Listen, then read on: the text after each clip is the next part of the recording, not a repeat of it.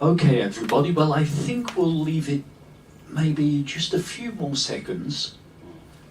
I can see a couple of people there, but so that we don't lose any time, because this is just a 1 hour presentation, actually not even 1 hour. I will leave a few minutes at the end for any questions, okay? So first of all, I'd better introduce myself, because it's always good to give your credentials. Why me? And I'm trying to think of the credentials. Well, 38 years in Hong Kong, in education in Hong Kong.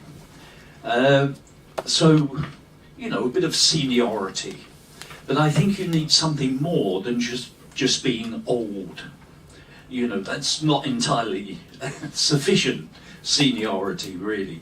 So within Hong Kong, I've done things like, I've taught diploma, business English, at that kind of level, but I've also been in lots of schools, because at Poly U, I worked for many years at Poly U, and they used to have a bachelor in education. And I used to go around doing school visits and writing lesson reports, that kind of thing. Supervising, practicum, in fact. And that gave me a good insight into local primary and secondary schools. So I guess I've got some credibility, and the credibility is further enhanced by working for Amos and Cecilia there these days in HKU space. Okay, so that's the background to it. Now, what about the talk? Human interaction. Human interaction. That sounds like we're a little bit anti-AI, right? By implication. But we recognize actually that AI is inevitable, right? And I think we all know, I was talking to Cecilia a few minutes ago, and we were saying how remarkable it is that the avatars of AI can now be personalized, so that you can express a wish, if you're a student, for the characteristics of your avatar. Female, if you like. Young, middle-aged, old. Caring in nature, or strict, setting time limits, that kind of thing. So AI is proceeding, but we believe in human contact as well, as probably the best way to continue learning. And certainly Hong Kong New Space is promoting the human interaction aspect, and that's what's behind this talk today. And another key word, essential. We think the human contact is essential. So after this talk, I want to know if I've convinced you. Is it really essential? That's my challenge today. And it brings up two questions, two obvious questions. What's the value of teacher-student interaction in the physical classroom? And what's the value of student-student classroom interaction? Very obvious questions. But I guess what I'm talking about is the balance. Is the balance of those things. Because I think what we see, let me just skip to this one. What we see at the moment is quite a lot of PPP and TTT. Are these familiar terms with you? Have you heard these terms before? The typical teaching approach: present, practice, produce. Which one do we spend most time on? we should. Excuse me, we should. We should spend most time on this. But actually, research shows, and my own observations from school visits show, that the presentation goes on for a long time, leaving less time for this, which is where interaction can take place, and probably not much time for that. Maybe it's homework, right? And it's entirely understandable. The teacher wants to retain control. The teacher wants to show that they're doing their job, and maybe they think they're not doing their job if they're just letting the class have lots and lots of interaction. So, you know, it's a very traditional model that can lead to a classroom being teacher-centered, textbook-centered, and even test-centered. So I think it's a good way to remember PPP, TTT. We're trying to change the balance. Now, if we're trying to change the balance, it's always good to have a theory to support what we're saying. And the socio-cultural theory, it must be familiar to you, right? Do you remember in your training learning about this one? And the main authority, Lev, L-E-V, Vygotsky, okay, and his colleagues. And it became a very popular theory in the 1960s, when there was, in the West particularly, it's quite revolutionary movements in education, and it's remained very influential. And it says that higher levels of mental operations are mediated through social interaction. What it's really saying is you can maximize learning through social interaction. It's the way forward to maximum learning. And Vygotsky was not just concerned with language. He was concerned with learning generally. He had the concept of, I don't know whether you've heard of this before, but input, intake, output. Now, as teachers, we expect, are you all teachers, by the way? Student? Good. I hope you get something from this. Good. I shall bear in mind teachers. Okay. I shall bear in mind students, not only teachers. Vygotsky was interested in learning generally, any subject, even making shoes.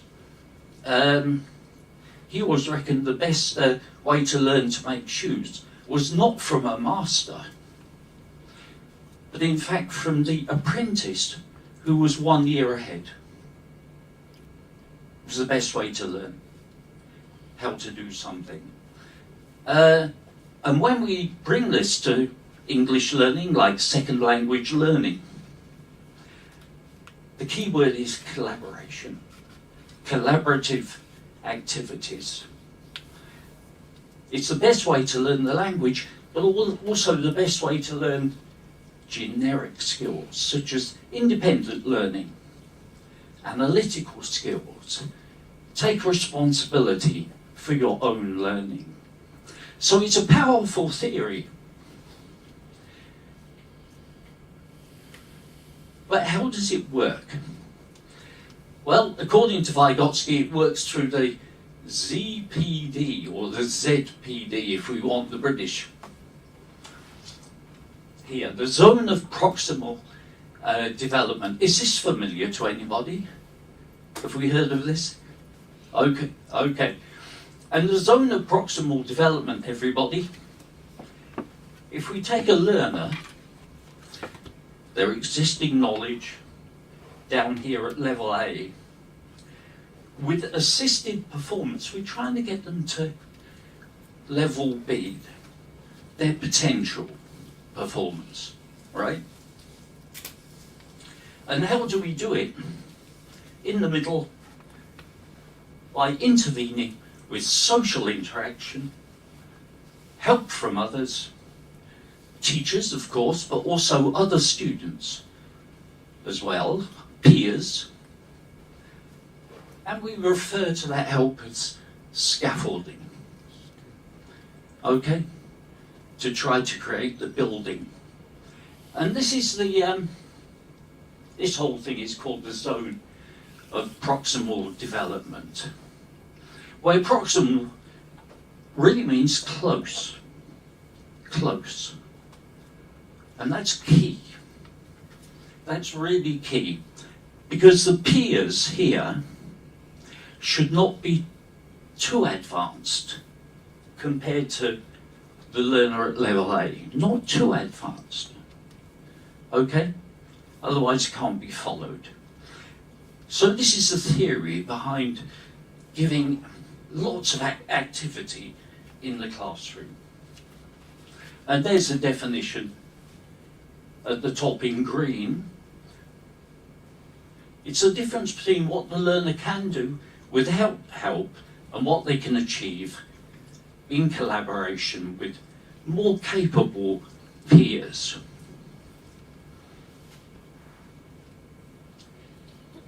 So scaffolding, everybody.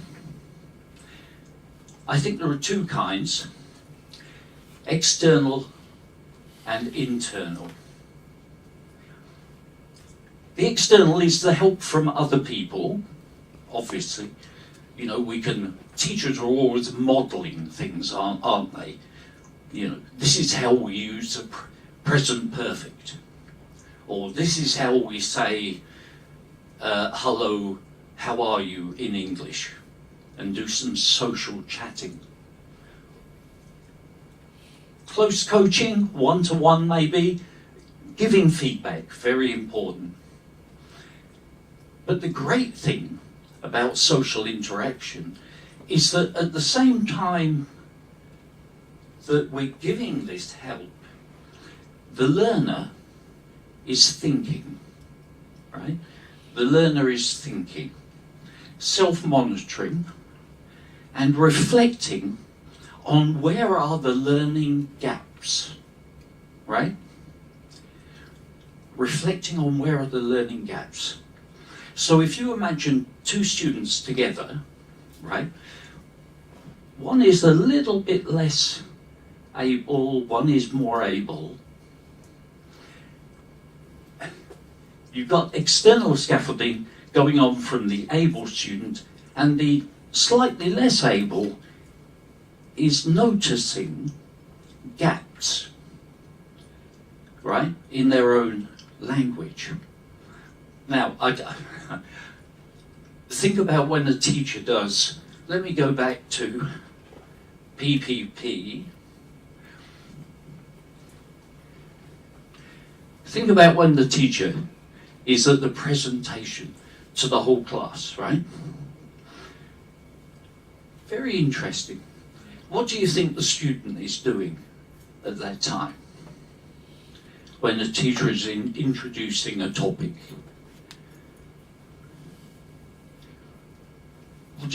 Is the student paying attention? We hope they're paying attention, right? And of course some are.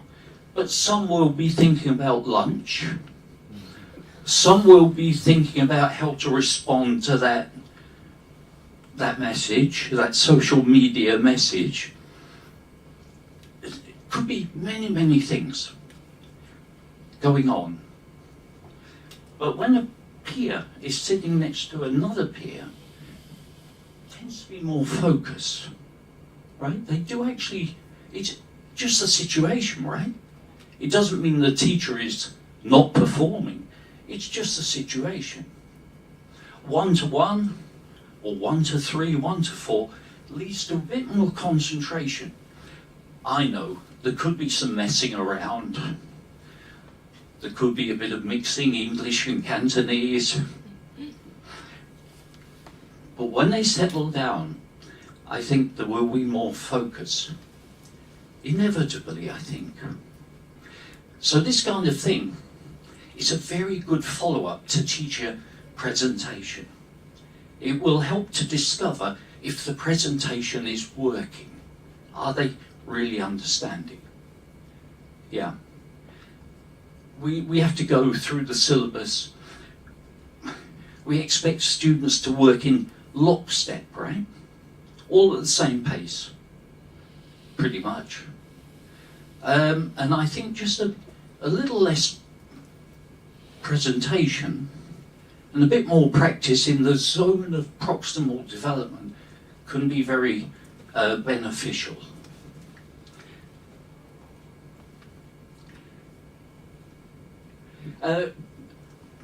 That's important, everybody. I did mention this. You've got to know your learners, right? The learners should be grouped or paired, so you get one more advanced, but not too much so that they are proximal, close to, right, in terms of understanding. And the task, the activity that they do, make sure it's beyond the learner A. Certainly make sure it's beyond learner A. But it must be attainable. It must be attainable. Yeah? Okay? Now, you're asking yourself, is the more able peer losing out? Are they losing out? Are they wasting time? I would say no, because their own concepts are being consolidated. And many like to be used as a resource to help others. It makes them feel good. You know, it makes them feel respected. So I would say nobody is losing out there. It's beneficial to everybody. So I came up with this rather with rather old-fashioned graphics. I'm not very good at graphics, so these are rather old-fashioned ones.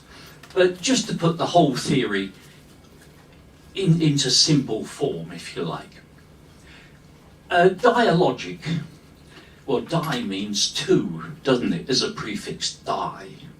Yeah? But actually it could be more than two, of course. It could be a group.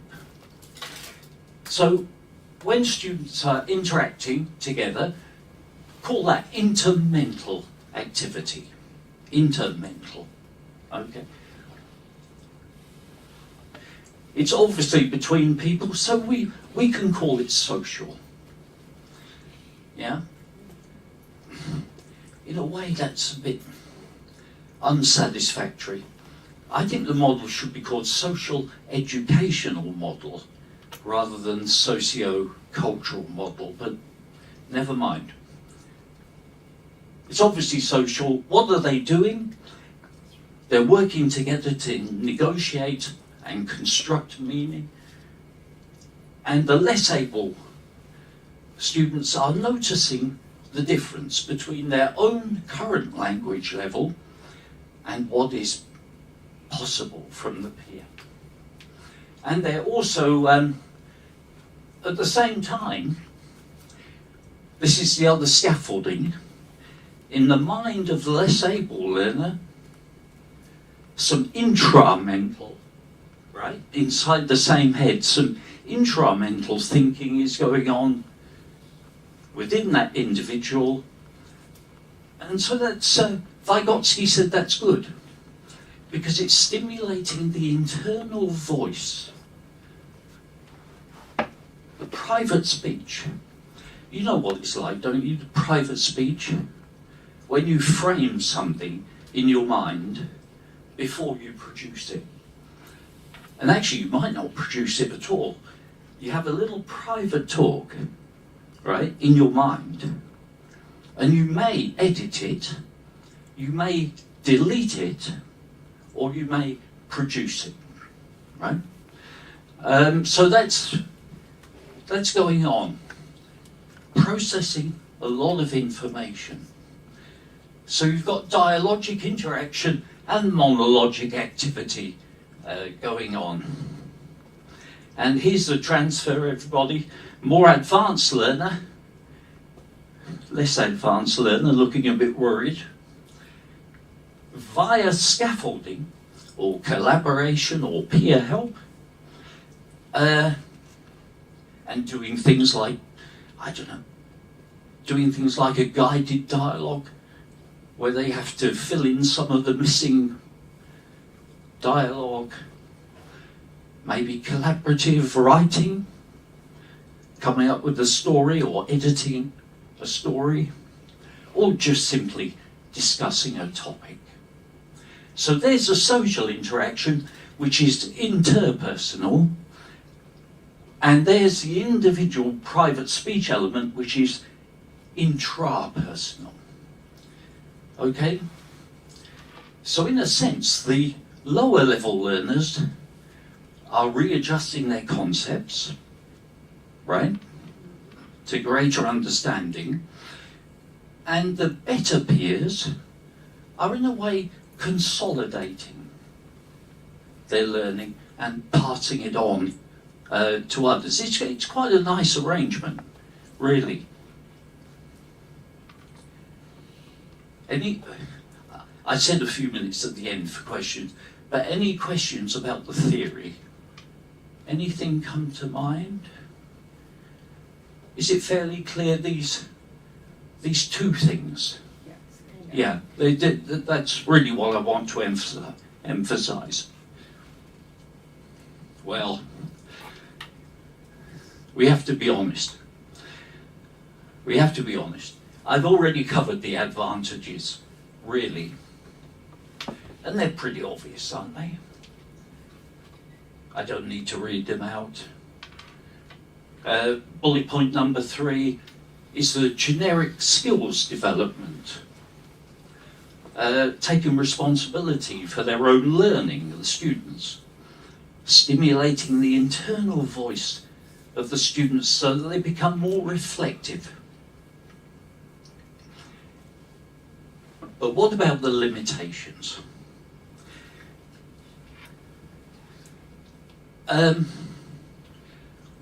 One thing that I tried out with a student teacher some years ago was when she was doing her teaching practice, she used the writing of S3 as the reading for S2. Right? If S3 wrote a story,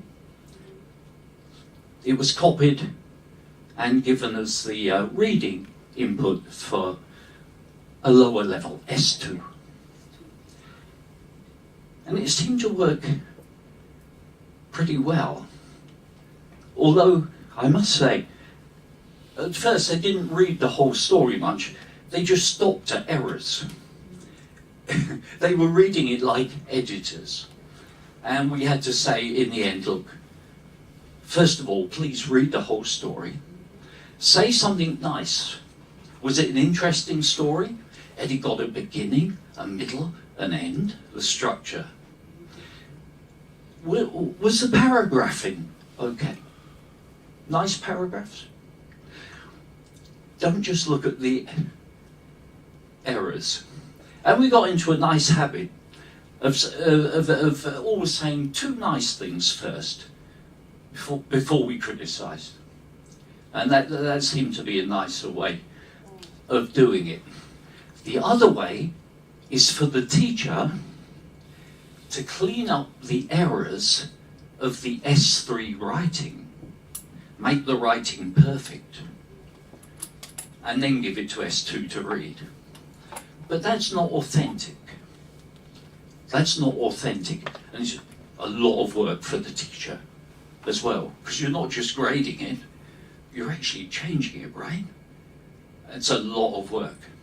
So I would say don't be afraid to give the authentic material, anonymous, of course, and tell S3 that tell S3 that S2 will see your writing. It gives them a motivation to write their very best. But I know that may be difficult to organise across year groups, yeah. Another one of my observations was that students, when they're working in pairs and groups, they got the common language of Cantonese, and they get a bit excited when they're giving the explanations, and they tend to break into Cantonese, right? And that can be a bit difficult for some teachers, because in some schools, in fact in many schools, please, English only. But I've found that actually, inevitably, I think you will get a little bit of L1 coming in, Cantonese. One way of dealing with this, if it's group work, say 4 or 5 people in a group, if it's group work, give roles to the group members. You are language policeman. You are timekeeper, right? You are reporting back, right? The product of the activity. Give them roles, and the language policeman just says, English, please. You know, it kind of pulls them back. Yeah. It may be difficult to monitor progress. Yes, because this kind of development through interaction, it does take time. It does take time. We can't immediately measure it. But I think it does become obvious when a little bit later down the line, you begin to see improvements in grades, especially for the poorer ones. I think it does show through, but there may be a time delay. I think that's to be expected. This is developmental, right? Which means time lapse will happen. Perhaps bullet point number 4 is a bit of a problem. Teachers may feel they're putting too much responsibility for learning on the students. But don't forget, everybody, this pair work and group work is not going to last too long. You know, it's going to be timed in minutes per activity, minutes, right? Not hours. So I think it's a question of if you feel you can give up control regularly for a few minutes, it's worth doing, to give them responsibility for their own learning. So that we certainly we do recognise the limitations, especially in a context, a cultural context like Hong Kong. Yeah, it's we have to recognise the limitations. Well, everybody, what are the activities that can promote all this interaction, teacher to students and students to students, that we call collaborative learning within the socio-cultural theory? Well, you probably know most of them, because communicative language teaching and task-based learning teaching, all these things you're familiar with, developed from the socio-cultural theory, really. So I think they're very, very clear, really, already. Communicative activities are things like information gap, right? One student has got the info, the other student needs it. Interact. Opinion, they got different opinions, share the opinions. Reasoning gap is a bit more difficult. They've got to be given a task, like how to get somewhere. They've got to work out the best way to get, the best route or way to get somewhere, maybe. Discussion, maybe think, pair, share, you know that one. think, pair, share. Maybe after you've done a bit of reading, the students think about the topic, make their opinion or form their opinion on the topic, then they share it in a pair. They pair up and share it. I think, blah, blah, blah. Well, I think, blah, blah, blah. And then maybe you can even add square. So you get think, pair, share, square. From a pair, they go into a group, which is called the square.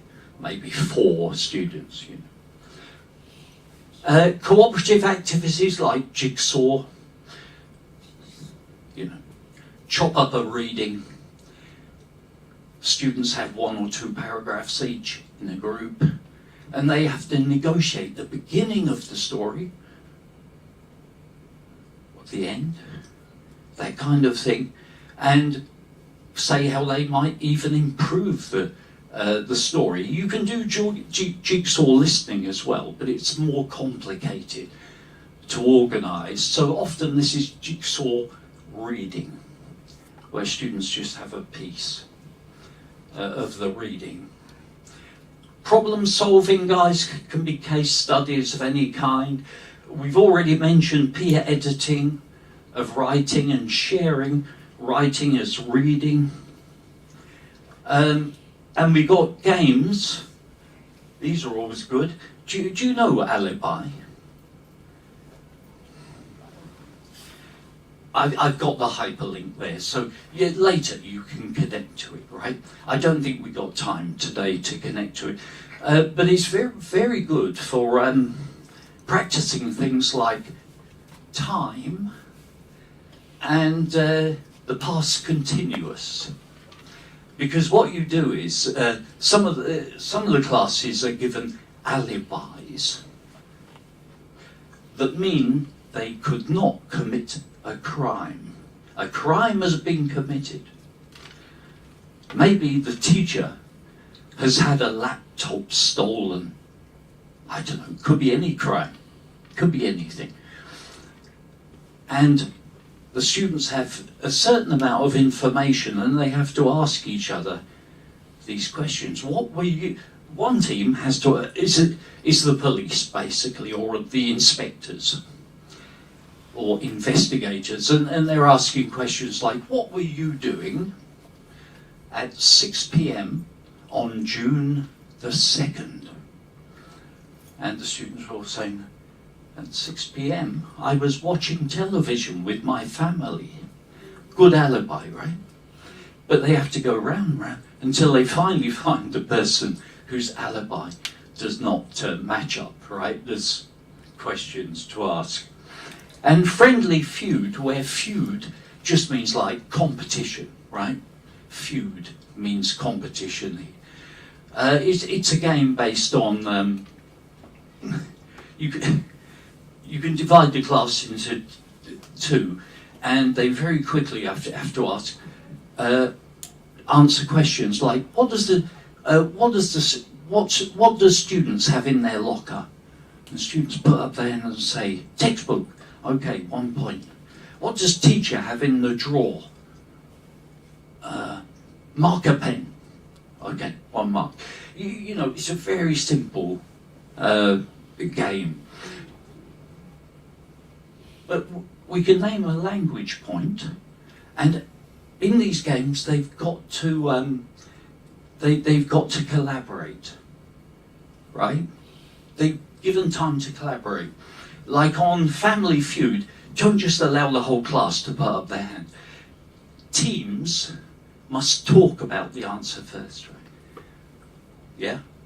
Oh, what do we have in the locker? Textbooks.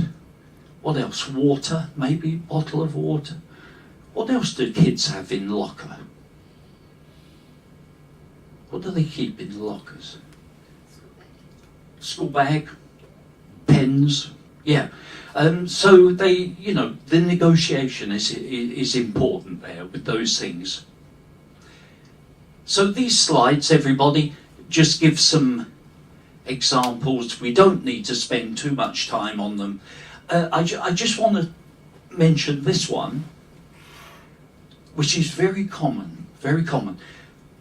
Partner A, partner B are given a picture, and the pictures are a little bit different.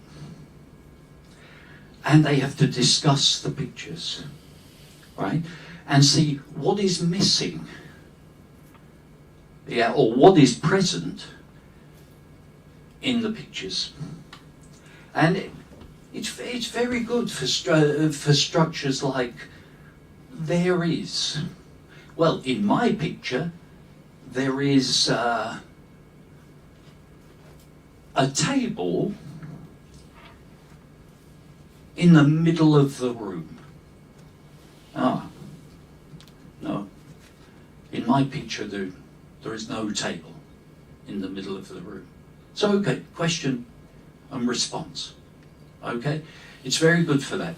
But what I've noticed when I've observed this in action is that the picture has to be chosen very carefully so that students are not too worried about vocabulary.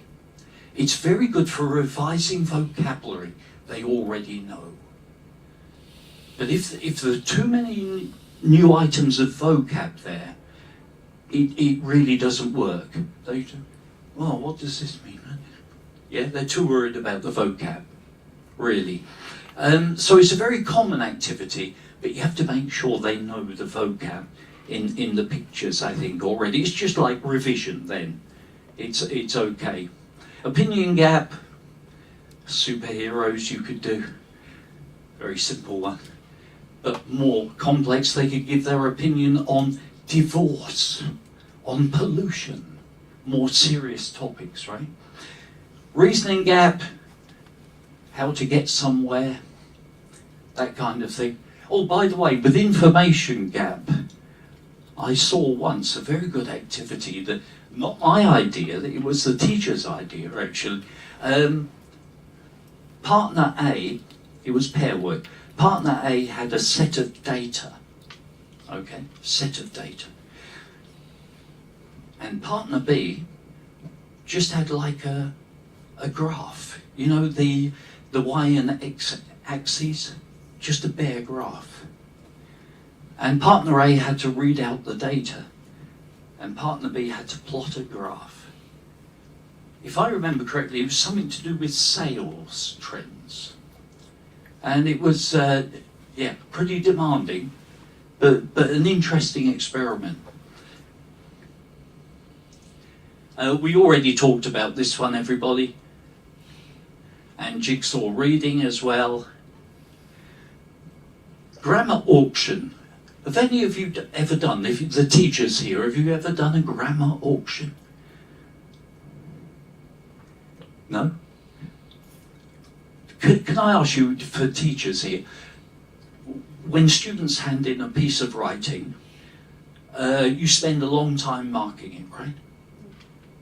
Quite a long time, because the school expects it, right? Parents expect it. Students, maybe not so much. But there is an expectation from the school and parents, so the marking will be quite detailed, right? And then you hand the writing back. What do the students then do with the writing?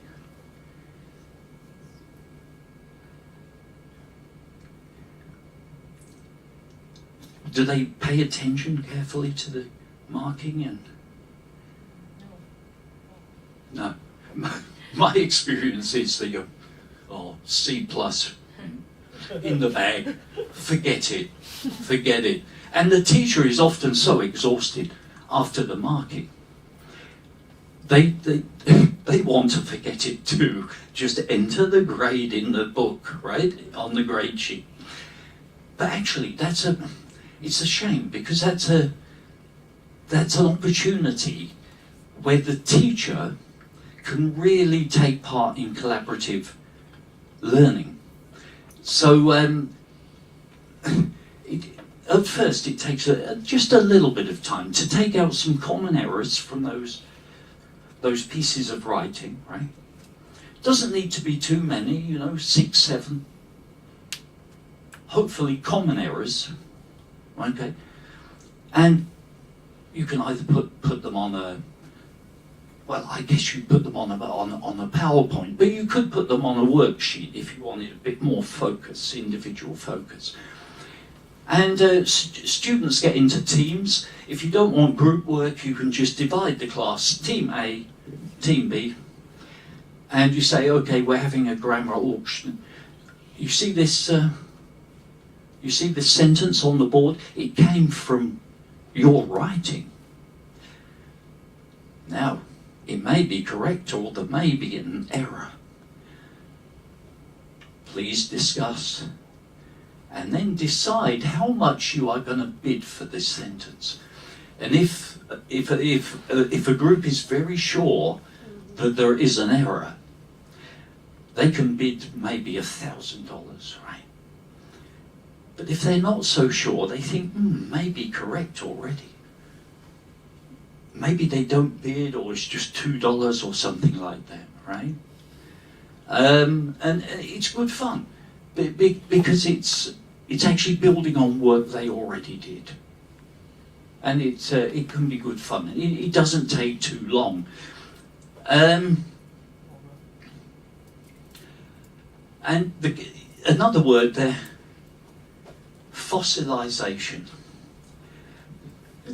Does it mean that students turn to stone and they are found later by archaeologists? No. Fossilization is a process where you don't really make any progress in learning L2, or you do make some progress, but it's incomplete learning at every stage. You haven't really mastered the present perfect. You haven't really mastered the past perfect, right?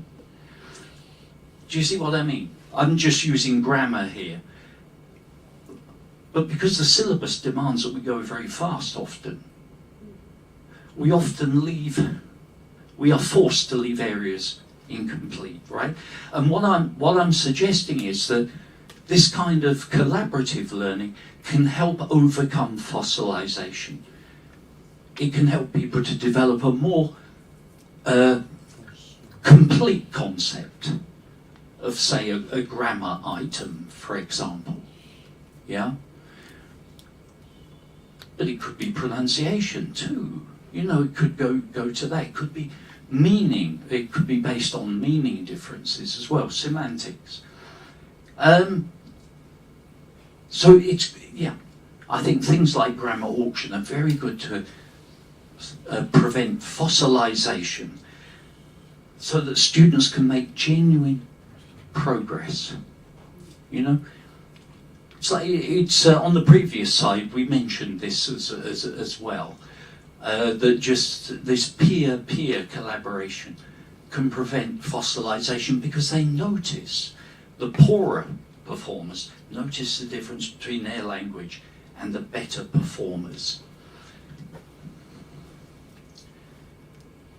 Problem solving could be something like this, guys, where the students have to decide how to save the company. The company is Smart Kids Toys, needs to save $4 million a year. It's a very small company, needs to save $4 million a year. How to make the reductions? Shall we cut out the Christmas party? Shall we cut out the Chinese New Year dinner? All this, they've got to make decisions. And before you do this, you need to give a bit of scaffolding. Remember that scaffolding? That term that comes in the middle of step A and step B.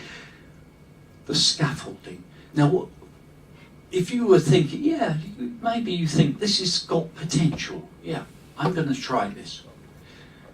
What would you do first?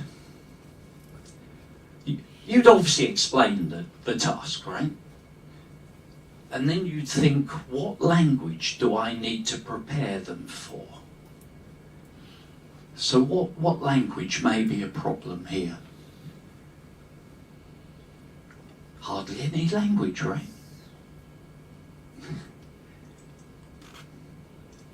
It's those big numbers.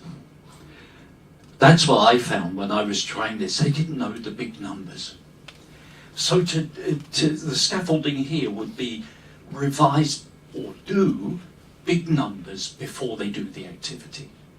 Yeah, that's really important. The other stuff may need some explanation, but not much, I think, not too much. R&D maybe a little bit, but it's good to go, and I've done this many times with goodness me, everything from Form 4 right through to undergrad, and they do like this. I've never had this one fail, and of course it leads to a presentation where they all come up, the different groups give the reasons for their reductions, and some groups are very lazy. Some groups will say, okay, take away the annual bonus. Yeah, let's reduce salary. Then one other thing, oh look, we save 4 million. But the other groups will say, no, you can't take away 10% of people's salary. They got to pay rent. They got to buy food, right? So it's important that they give reasons for their reductions, right? Must give reasons. But it seems to work quite well. Peer critiquing, guys, be a bit careful. This is a lovely little essay written by a Form 3 student. I think it's a very nice essay, but it's got many errors in it. And they're wide, so the errors are widely distributed. It's just giving their opinion of their home city, Hong Kong, right? I think it's lovely stuff if you read it. We haven't got time to read it now, but I think it's a great little essay. I wouldn't use it for peer reading because the errors are too widely distributed. We can't focus on particular errors. So I would use their own writing, your students' own writing, or I would use something like this one, where the errors are fewer and more systematic, not random and widely distributed, right? So, you know, this firstly, the advantage is doing advantages first, okay, that's good, and doing disadvantages second, that's good, that's the correct way round.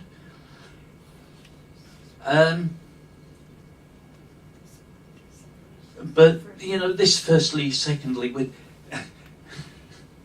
you've either got to say, firstly, the results or will help teachers to improve. Also, this process will make students think what to do. So, because, you know, we've got two main problems here. Make students to think. Okay? We don't want the two. And we got the confusion here. We don't need to... This is repetition, right? Redundancy. Very focused we can be here on how to improve. I think, yeah, we don't want to handle too many errors at one time, right? 2 or 3 maximum, really, I think. Guys, I'm going fast now because time is going fast. Students are very interested in AI, but we should recognize that students really appreciate the human contact in the classroom that teachers give. Now, there's not much research on students' perceptions of teachers. But I did find this one, I think from 2016, okay, a few years ago now, 2016, from a a mainland Chinese professor who took a sample, only 50 students, 50, in their first year at a language college. I think they were 16 years old on average. And he got them to come up with metaphors for teachers. How did they perceive teachers? And try not to use terms like very kind, very hardworking, very caring. Try to think of metaphor. Okay? And here's a selection of what the students came up with. The teacher was a resource. The teacher is a dictionary, a book, a library. And that means that they possess a great deal of knowledge. Teacher is nurturer. The teacher is farmer, gardener, friend. Right? The teacher as guide was another category. And my favourite one, teacher as devotee. Devoted to duty. Students recognise this.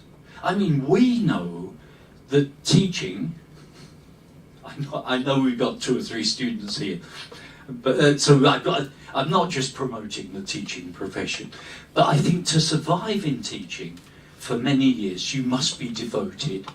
And so I was really happy to see this word, sacrifice. Sacrificing. Giving up, you don't go out partying at night, you mark the compositions, right? That kind of thing. There is sacrifice to be made. And I like this one. Sharing the knowledge just like a flower shares its beauty. But they recognize the teacher has got authority, like a spirit, like a rock, an inspiring spirit, but also tough as well. And I think there needs to be more research in students' perceptions of teachers, but they do value, the point here is they value the human interaction in the physical classroom. That's my point. The teachers, I just asked a random sample, a few dozen teachers to come up with how they perceive themselves. Manager and mentor, controller and counsellor, instructor and a guide on the side, maybe. Social worker, it's quite common. Manager of people, avoider of chaos. The teachers are obsessed with organisation and management. The students, you'd be surprised, they take a rather gentler view. Types of teaching, guys, just very, very fast. Difficult to pronounce. Kumara Vadivelu, a professor works in the US actually. He's written some very some very interesting and actually very controversial books on teaching and learning. And he thinks there are basically 3 types of teacher. The passive technician, who relies on expert research, not their own research. They like to follow set guidelines, but the trouble is, if you're very conventional, you lose your skills, it disempowers you after a time.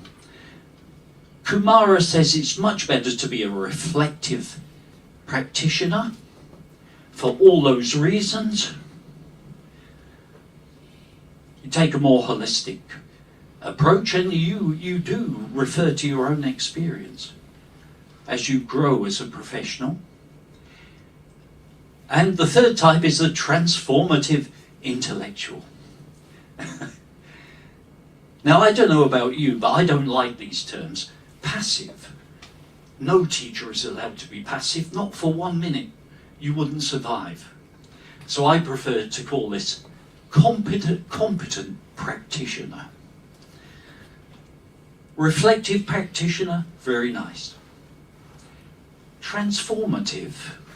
Well, we hope we can transform and make lives better. Yeah, that's true. But intellectual, I never think of myself as an intellectual. Just an educational worker, right? It seems to me that transformative practitioner, I think would be better. We haven't got time to play this, but you remember the Dead Poets Society. Do you remember this film where the teacher stands on the teacher's desk? And he tries to say, look, you can see the world from a different perspective here. All stand on your desk. And it always makes me laugh, because if we did this in a Hong Kong government school, we'd be dismissed. Get down from that desk immediately. Too much chaos. But you can watch that little YouTube. It's very brief, but quite interesting, actually. We don't have time to look at it now. And the teacher training perspectives, everybody. Well, I looked at the kind of how the European profiling grid evaluates teaching, and I'm very pleased to see it's got some interaction. One of the key factors for evaluating teaching is interaction. Good to see. This one from Western Australia, the state of Western Australia, is a bit difficult to read actually, but Dimension 1, facilitating student learning, would involve interaction, and that takes place over phases. It's progressive, 5 dimensions, and over time teachers are judged in phases as they develop as teachers. And this one, European portfolio, EPOSL it's called, EPOSL. That puts interaction under the heading of methodology. So at the moment, the evaluation of teaching is a bit like half and half. Some give interaction a big focus, others put it under one aspect of methodology, right? And I'm arguing that it should be lifted up from that, maybe. So now we can answer the focus questions, or we could, but we better look at this first. Hong Kong New Space would say AI is unstoppable, and we just have to learn to work with it. And we have to admit that, some basic knowledge can be imparted by avatars, leaving teachers to be more creative and interactive. Avatars can maybe help to fill a global shortage of teachers. Will AI instructors ever be able to interact with students? Well, at the moment, they can't give very meaningful feedback. And I would say probably no. The human being will always be better because of that key word, empathy, right? Emotional connection, empathy. So I would say the human connection will always be better. And can we answer the question, what is the value of interaction? Well, I think, have we answered that question? Do we know the value? Collaborative learning, right?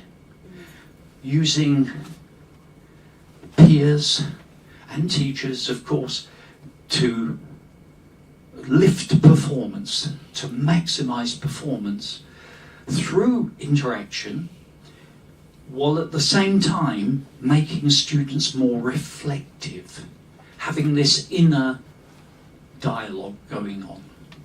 So they re-examine their concepts, right? And they make their concepts wider so that they can really capture the meaning of something, whether it's semantics or grammar, right? Really encompass.